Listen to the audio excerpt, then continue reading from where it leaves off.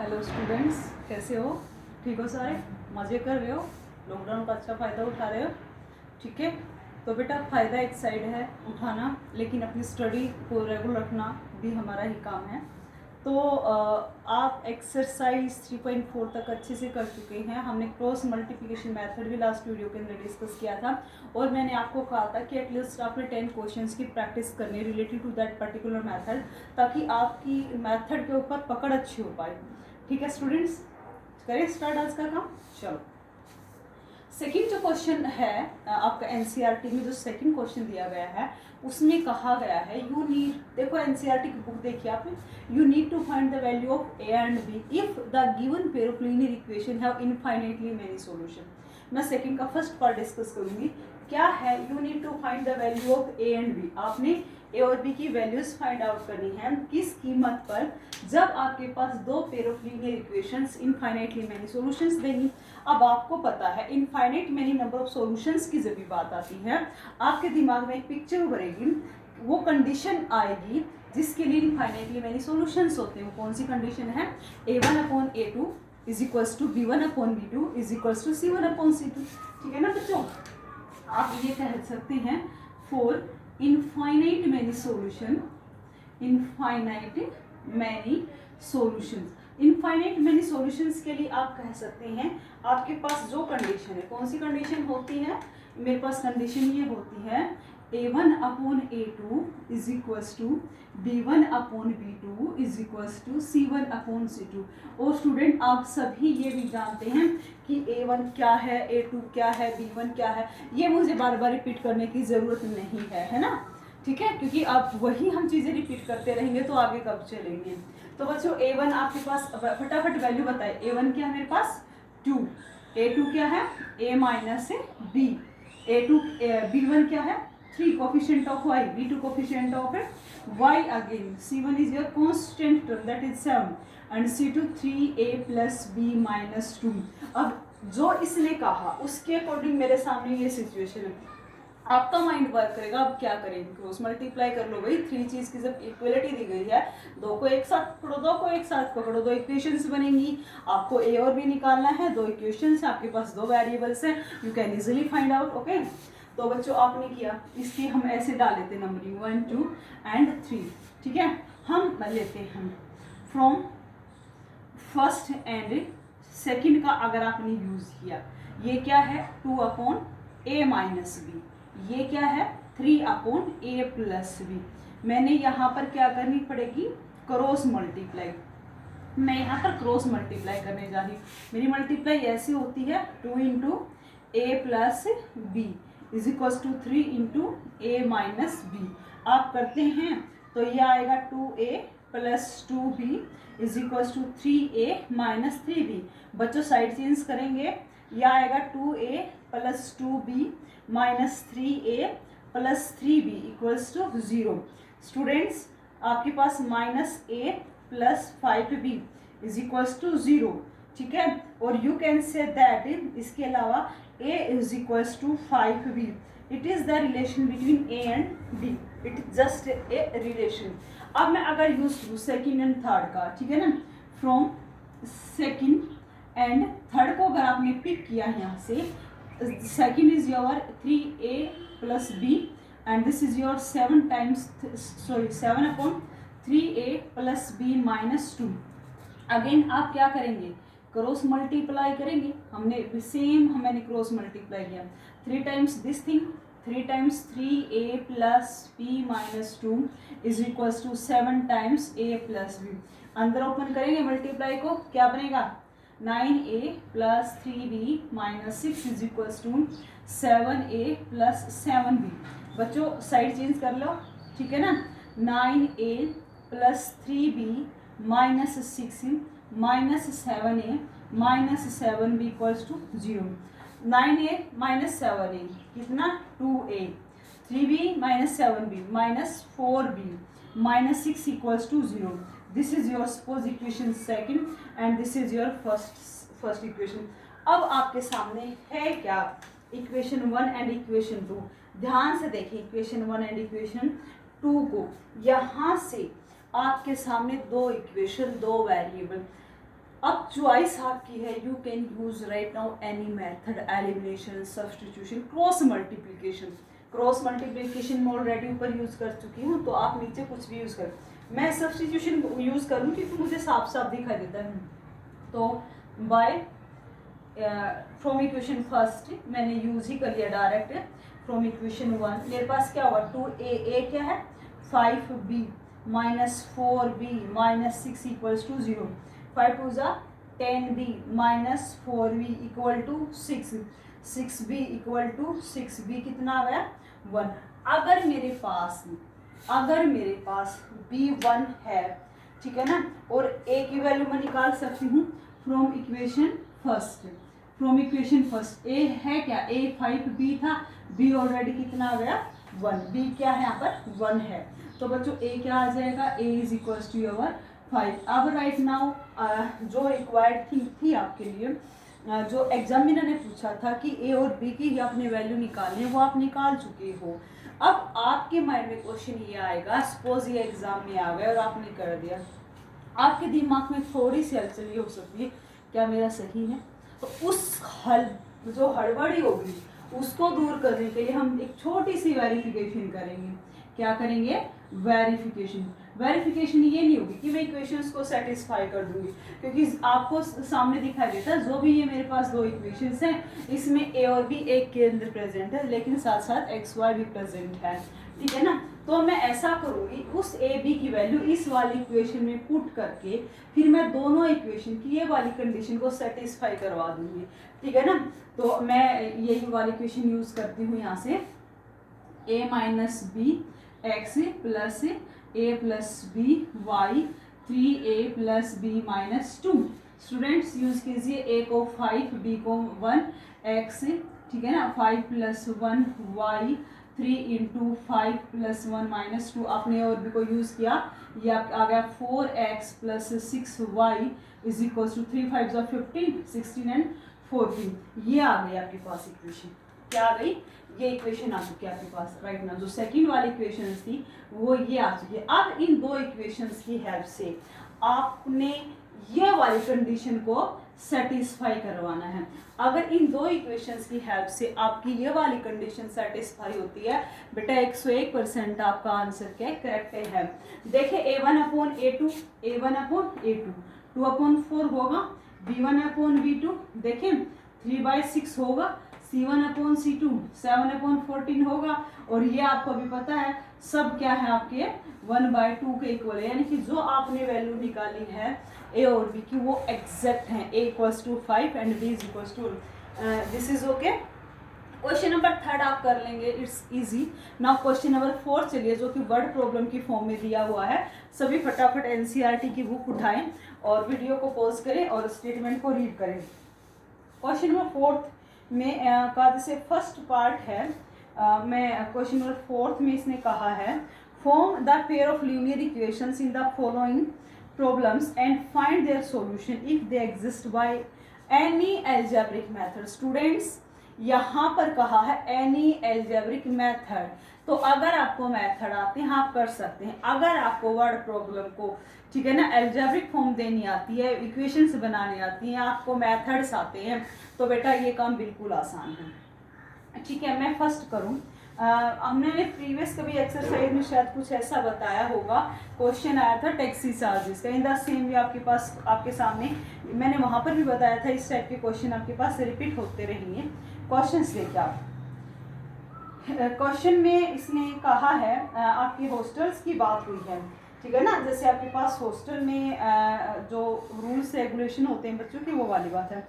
A part of monthly hostel charge, hostel के charges की बात कही है, ध्यान से देखें, इज फिक्स्ड, ठीक है ना, हॉस्टल चार्जेस का एक पार्ट फिक्स है, ठीक है, and the remaining depend on the number of days one has taken food in the mess.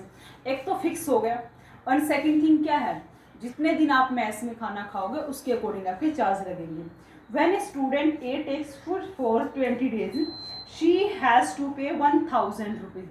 अगर किसी स्टूडेंट, कोई स्टूडेंट ए है, उसने 20 डेज मैथ्स को यूज़ किया है तो उसको 1000 रुपीज़ पे करने पड़े। बेटा 1000 रुपीज़ के अंदर वो फिक्स चार्जेस भी आ चुके हैं, साथ के साथ चार्ज पर डे यानी कि जो आपका मैथ्स का चार्ज है वो भी आ चुका है।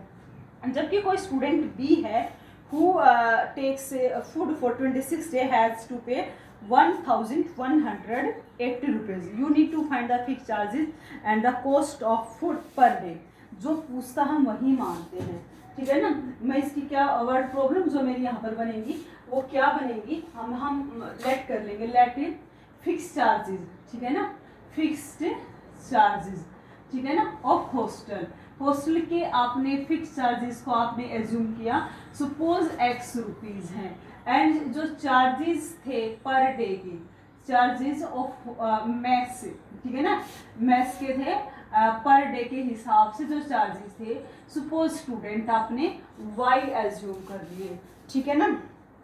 ये आपने दो तरीके की चार्जेस आपने अलग अलग सेपरेट कर लिए हैं। अब कहता है student a takes food for 20 days, ठीक है ना, अकॉर्डिंग टू क्वेश्चन, ठीक है ना, अकॉर्डिंग टू क्वेश्चंस, ठीक है ना।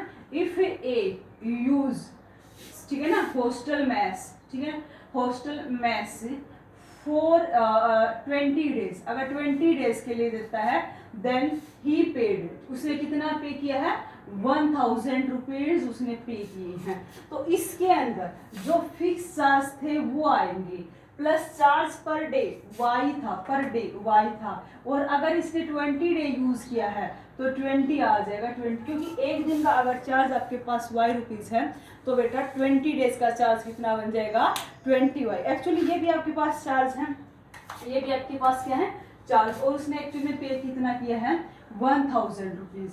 This is your first equation, this is your first equation, ठीक है ना। आल्सो सेकंड, ठीक है ना, इफ बी कोई स्टूडेंट है यूज हॉस्टल मैथ्स, ठीक है ना, उसने हॉस्टल का मैथ्स यूज किया है फॉर 26 डेज, 26 डेज के लिए, तो ही पेड, उसने कितना पे किया, उसने पे किया है 11,180 रुपीज़। तो यहाँ से इक्वेशन फिक्स चार्जेस मेरे सेम एक्स थे, 26 के लिए 26 वाई आ जाएगा 1180। This is your second equation, this is your, बेटा आप इक्वेशन से बना चुकी हूँ।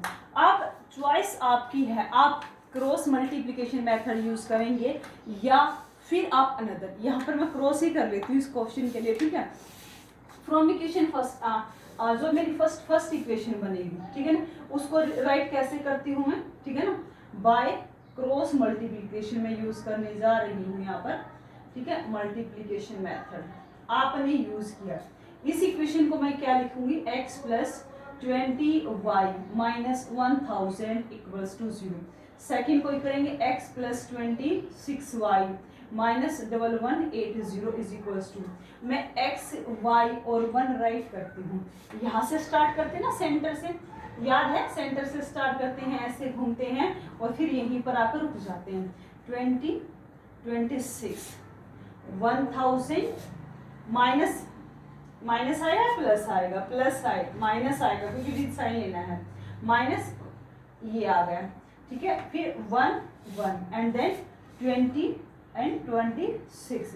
आप x निकालते थे, x निकालने का मतलब आपको इन दोनों ही क्रॉस करनी पड़ती हैं, 20 इंटू, ये मेरे पास रेडी है, फॉर्मूले वाला माइनस है, अब प्रोडक्ट इन दोनों की माइनस 1000 के साथ इसकी प्रोडक्ट आ चुकी is equals to y, y same product in दोनों की 1000 माइनस 1000 की प्रोडक्ट 1 के साथ, फॉर्मूले वाला माइनस प्रोडक्ट अब इन दोनों की, क्योंकि मैं ये वाली प्रोडक्ट कर चुकी हूँ, अब मैं ये वाली प्रोडक्ट करने जा रही हूँ, तो बेटा मैं डायरेक्ट कर दूँ, माइनस माइनस प्लस हो जाएगा 1180 इज इक्वल्स टू, अब इन दोनों की प्रोडक्ट 1/26 एंड ये 26 and this is your minus 20। बस इसको भी मैं साथ साथ कर देती है, प्लस हो गया, ठीक है, क्योंकि ये आप कर चुकी हो इसलिए मैं ज़्यादा लेंथ नहीं बढ़ा रही उसकी। प्रोडक्ट करते हैं, करो 0 2 8 16, ठीक है, एक 0 और आ जाएगी, 2 1 3 एंड 2, ये आ चुका आपके पास, ठीक है, प्लस ये माइनस का है and this is your 26,000 is equal to y minus 1000 plus यहाँ पर सिंपल 180 आ जाएगा, और यहाँ पर आपके पास सिंपल 1/6 आ जाएगा। आप इन दोनों को सब्ट्रैक्ट अगर करते हैं, ठीक है ना, आप इन दोनों को अगर सब्ट्रैक्ट करते हैं, क्या है 26,000, गलती नहीं करनी है, शॉर्ट में मत कीजिए, गलती हो जाएगी, आपको भी स्मार्ट बनो, ठीक है, लेकिन इतने भी स्मार्ट मत बनो कि गलतियां हो जाए। 10 - 6 4, 5 - 3 2, 2400 आपके पास आ चुका है। अब चलिए अब आगे का प्रोसीजर हम करते हैं। नेक्स्ट आपके पास क्या आता है, यानी कि आपके पास x अपॉन आ चुका है 2400, y अपॉन आ चुका है आपके पास 180 और ये 1/6। बेटा क्रॉस मल्टीप्लिकेशन मेथड में आप एक बार तो इन दो का यूज करते हैं ना। अगर आपने यूज किया x upon 2400 is equals to 1/6, तो स्टूडेंट्स x की वैल्यू क्या आ जाएगी, x इज इक्वल्स टू ये ऊपर चला जाएगा, नीचे 6 आ जाएगा, दिस इज योर 400, x आपके पास आ चुका है 400, और फिर मैं इन दोनों का यूज करूंगी, this is your y 180 is equals to 1/6, तो y आ जाएगा 180 अपॉन 6, दैट इज योर 30, यानी कि y 30 आ चुका।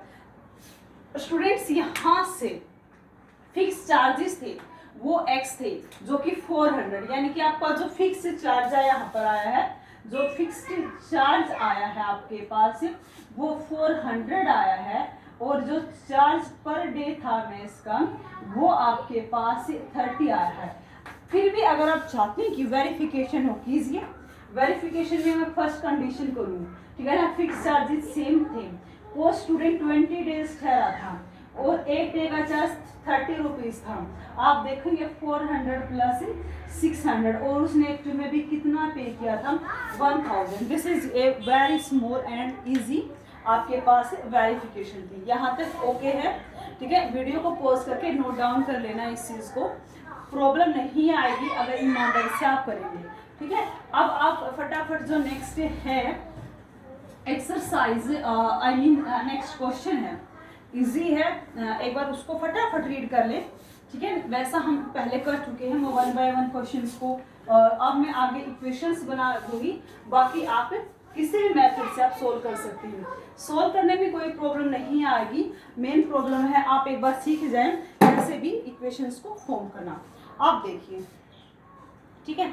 नेक्स्ट क्वेश्चन है जो नेक्स्ट में कहा है, a fraction becomes 1/3 if 1 is subtracted from the numerator and it becomes 1/4 when 8 is added to its denominator, find the fraction। बेटा फ्रैक्शन की बात है, फ्रैक्शन की बात है तो सीधी सी बात होगी, वहां पर आपने न्यूमरेटर लिया होगा सपोज x, आपने डिनोमिनेटर लिया होगा y, है ना। तो फ्रैक्शन बच्चे क्या बना होगा, आप प्रॉपर तरीके से करेंगे, मैं पहले इस चीज को करवा चुकी, एक बार थोड़ा सा रिकैप दे रही हूँ। Fraction becomes 1/3 if 1 is separated from numerator। अगर न्यूमरेटर में से एक सेपरेट किया, डिनोमिनेटर की बात नहीं हुई है, डिनोमिनेटर सेम रहेगा, ठीक है ना, आपका फ्रैक्शन हो जाता है ये, यहाँ से क्रॉस मल्टीप्लाई करेंगे, आपकी इक्वेशन रेडी है। फिर कहता है it becomes 1/4 when 8 is added to denominator, ठीक है ना। अगर डिनोमिनेटर में 8 को ऐड किया जाता है तो फ्रैक्शन 1/4 हो जाता है। इस कंडीशन में न्यूमरेटर का जिक्र नहीं किया, मीन्स न्यूमरेटर सेम रखा होगा, यहाँ पर डिनोमिनेटर का जिक्र नहीं किया, डिनोमिनेटर सेम रखा होगा, क्रॉस मल्टीप्लाई करेंगे, क्वेश्चन हो जाएगा। नेक्स्ट क्वेश्चन देखिए, Yash score 40 marks in a test, Yash ने 40 मार्क्स स्कोर किए हैं, getting 3 marks for is right answer, means for right answer, ठीक है ना, फॉर राइट आंसर के लिए उसने क्या स्कोर किए हैं 3 मार्क्स, ठीक है। And for the wrong answer के लिए उसने लूज किए हैं, ठीक है ना, 1 मार्क्स उसका कटा है, ठीक है ना, मैं 1 मार्क्स डिडक्ट हुआ है, ठीक है ना, मार्क्स कटे हैं तो इसलिए मैंने -1 यूज किया है। फिर कहता है हैड 4 मार्क्स बीन अवार्डेड, अगर ऐसा होता जैसे तुम भी करते हो ना, अगर ये होता तो वही अगर यहाँ पर है, had 4 marks had been awarded for each correct answer। देखो इस कंडीशन के साथ उसने ना 40 मार्क्स रखे विद दिस कंडीशन। स्टूडेंट्स आप मान लो let number of right question, आप क्या मान लेंगे, नंबर ऑफ राइट क्वेश्चंस, आप मानेंगे नंबर ऑफ राइट क्वेश्चन। ठीक है ना। राइट क्वेश्चंस आपने माने सपोज एक्स है, और जो रॉन्ग आप करके आए हैं वो सपोज वाई। तो अब ये क्वेश्चन है 40 मार्क्स उसने टोटली हैं। टोटल राइट क्वेश्चन एक्स हैं और एक क्वेश्चन के 3 मार्क्स मिले, तो राइट क्वेश्चन के लिए मार्क्स कितने मिले 3x, और रॉन्ग क्वेश्चन कितने थे y थी, और एक क्वेश्चन के हिसाब से कितने मार्क्स कटे हैं 1 मार्क्स कटा है, तो यानी कि -1y। और अब उसको स्कोर आया कितना 40। ये इक्वेशन 1 रेडी हो गई आपकी इक्वेशन 1। जैसे सपोज तुम्हारे नहीं है, तुमने टोटल 10 क्वेश्चन राइट किए हैं और एक क्वेश्चन के मैंने 3 मार्क्स दिए, तो टोटल 30 मार्क्स आ जाएंगे या नहीं। फिर आप कह दोगे जी मैंने जो 20 क्वेश्चन और थे वो मैंने रॉन्ग कर दिए, 20 क्वेश्चन रॉन्ग कर दिए और नेगेटिव मार्किंग है 1 फॉर ईच क्वेश्चन, तो -20 हो जाएंगे। 30 - 20 = 10 मार्क्स ही आए आपके। ये सेम तरीका है यहाँ पर। फिर वो कहता अगर वो कहता है अगर मेरे को 3 की जगह तो 4 मार्क्स मिलते राइट के लिए, ठीक है ना, और 2 मार्क्स अगर डिडक्ट होते, ठीक है ना, इफ, ठीक है ना, फॉर राइट क्वेश्चन के लिए मुझे 4 मार्क्स मिलते हैं और रॉन्ग क्वेश्चन के लिए अगर मेरे -2 मार्क्स डिडक्ट होते, तो ये कहता है मेरे मार्क्स 50 आ जाते हैं। कहता है इस कंडीशन के हिसाब से उसके मार्क्स कितने आ जाते हैं 50 आ जाते। अगर 50 आ जाते तो इसके हिसाब से राइट क्वेश्चंस कितने किए थे x किए थे, ठीक है ना, रॉन्ग क्वेश्चन कितने किए थे y किए थे, -2y = 50। अब इक्वेशन 1 and 2 रेडी है। By using equation 1 and 2 by using any method you can find the value of x and y। x और y आ जाएगा, x राइट क्वेश्चंस थे, y रॉन्ग क्वेश्चंस थे, right plus wrong = total number of question. तो यही इसने पूछा how many question will there in the test. Fine, okay. Now 4th part पर चलिए। 4th पार्ट पर क्या कहा है, एक बार फटाफट आप वीडियो को पॉज करके स्टेटमेंट को पढ़िए, ठीक है ना, वीडियो को पॉज करके एक बार स्टेटमेंट को पढ़ें। काफ़ी इंटरेस्टिंग है, काफ़ी इंटरेस्टिंग क्वेश्चन है, इम्पोर्टेंट भी है, साथ ही साथ मैं बता दूं, लिख लो, निशान लगा लो भले ही इम्पोर्टेंट का, ठीक है ना। क्या कहा है इसने, Places A and B are 100 kilometre apart on A highway, ठीक है, किसी हाईवे का जिक्र है। सपोज ये वो हाईवे है, यहाँ पर सिटी A है, यहाँ पर सिटी B है, टोटल जो डिस्टेंस है ये 100 किलोमीटर है, ठीक है ना। 2 सिटीज हैं A and B, दोनों में डिस्टेंस है 100 किलोमीटर, ठीक है। One car starts from A and another start at the B। एक गाड़ी यहाँ पर है, एक गाड़ी यहाँ पर है, एक यहाँ से स्टार्ट होगी गाड़ी, वहाँ से स्टार्ट होगी at the same time. If the car travel in the same direction at different speed, यानी कि दोनों अगर सेम डायरेक्शन में, ये इधर जाएगी तो वो भी उधर जाएगी, सेम डायरेक्शन एक दिशा में विद डिफरेंट स्पीड, ठीक है ना। तो ये कहता है उसके बाद दे मीट इन 5 आवर्स, ठीक है ना, मीट इन 5 आवर्स, 5 घंटे में वो आपस में मिल जाती हैं। फिर कहता है if they travel towards is there, अगर वो एक दूसरे की तरफ आए, एक इधर से आई एक उधर से आई, तो कहा है दे मीट इन 1 आवर, तो इस कंडीशन में वो 1 आवर में मिल जाएंगी। आपको निकालना है what are the speeds of the car. Generally हम वही चीज़ मानते हैं जो पूछता है, क्या मानते हैं, जो ये पूछता है ना वही चीज़ एज्यूम करते हैं। स्टूडेंट स्पीड पूछा तो बेटा स्पीड ही मान कर चलेंगे। लेट इट, हमने मान लिया average speed of car A. Car A का मतलब जो ए पॉइंट से चलेगी, suppose x kilometre per hour मैंने ली। Average speed of car B suppose y kilometre per hour ली। डिस्टेंस कितनी है बच्चे, डिस्टेंस देखो एक सोचने की बात है, बी भी उधर जाती है और ए भी उधर जाती है, ठीक है ना। यहाँ से कार ए चली, यहाँ से कार बी चली, सपोज वो यहाँ पर आके मिलेंगे। अब इस गाड़ी ने तो सिर्फ ये डिस्टेंस कवर करी, ये वाली डिस्टेंस कवर करी मानते हो, और ये जो यहाँ से भागना स्टार्ट करेगा इस बंदे ने तो ये 100 किलोमीटर ज्यादा करनी पड़ी है ना डिस्टेंस कवर। समझने की कोशिश करो, एक तो ये यहाँ से है एक बी से है, ये यहाँ पर आकर दोनों मिल जाते हैं। अगर देखो बी ने तो यहाँ से यहाँ तक जाने में सिर्फ ये वाली डिस्टेंस कवर की और इसने यहाँ से यहाँ तक इतने डिस्टेंस कवर की। तो माना जाए तो दोनों की जो स्पीड का डिफरेंस है वो कितना है मेरे पास, वो 100 किलोमीटर ही तो है, मानते हो ना। तो मैं ये मानूंगी, वी नो दैट स्पीड, हमें पता है क्या होती है, डिस्टेंस अपॉन टाइम। स्पीड, अब मैं यहाँ से निकालूंगी डिस्टेंस, ठीक है ना, travelled by car A, by car A. Car A ने कितने डिस्टेंस ट्रेवल की, कार ए ने, तो यहाँ से अगर डी निकालूं तो आपको पता ना स्पीड इनटू टाइम आ जाएगा। तो स्पीड कितनी थी, x थी, और टाइम कितना था 5, बेटा 5 घंटे में जाकर मिली है, तो 5 घंटे के अंदर 5, तो यानी कि कितनी आ गई 5x किलोमीटर, वो डिस्टेंस आ गई 5x।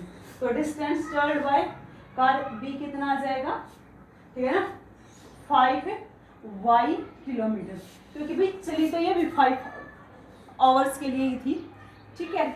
अब एक्चुअली ये भी डिस्टेंस, ये डिस्टेंस तो इतनी, ठीक है, और ये डिस्टेंस सिर्फ इतनी, तो दोनों की जो डिस्टेंस का डिफरेंस है वो 100 है, ठीक है ना। तो यानी कि 5x minus 5y is equal to 100। 5 से अगर आप डिवाइड भी कर देते हैं तो x minus y is equal to 20, equation 1 आपकी रेडी है। Is it okay? इफ, अब आप कहेंगे इफ दे मूव, ठीक है ना, they move in different direction, in different direction में, ये किसके लिए थी, फॉर द सेम डायरेक्शन, अगर वो सेम डायरेक्शन में चले थे तो ये था, और एक इसके लिए है डिफरेंट डायरेक्शन, मतलब एक इधर से आएगी एक उधर से आएगी, तो डिस्टेंस ट्रेवल्ड बाय कार एक कितना आ जाएगा, 1 आवर के अंदर मिली है, ठीक है ना। Distance travelled by car A ने कितनी डिस्टेंस करी, 1 आवर वो चली है, x उसकी स्पीड थी, इतने किलोमीटर हो गए। बी ने कितना चला है, 1 आवर में मिली है y किलोमीटर।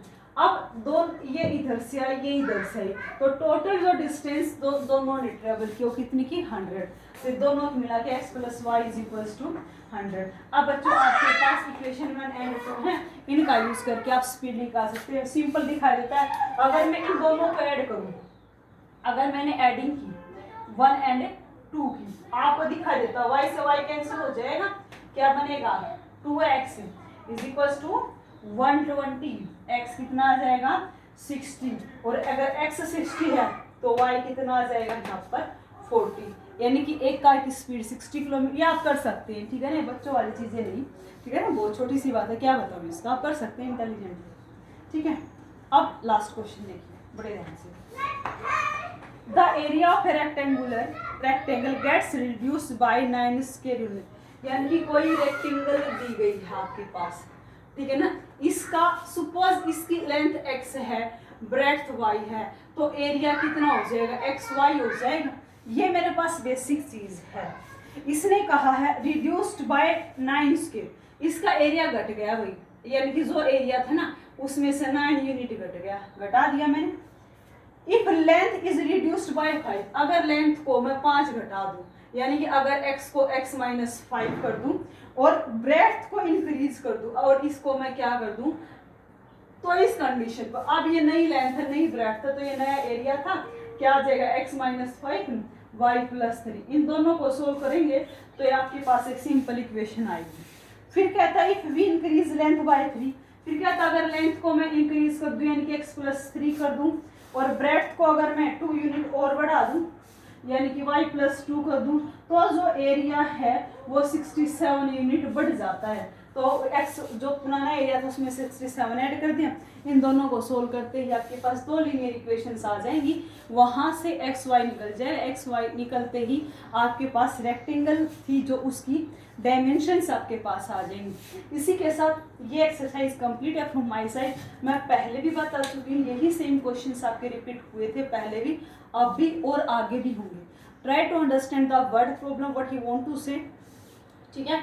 अगर आपको रटना नहीं है कि ये हुआ है, ये जो चीज़ें मैंने आपको ये समझाई हैं प्रैक्टिकली इस चीज़ को लो तो ये अच्छे से समझ आ जाएंगी और कभी आप भूलोगे नहीं, गलतियां नहीं होंगी, ठीक है स्टूडेंट्स, आप कर लेंगे, ठीक है। Make more practice because practice makes a man perfect, you can do, ठीक है ना, हमेशा लग लो आई कैन डू, ठीक है ना, yes, okay, have a good day.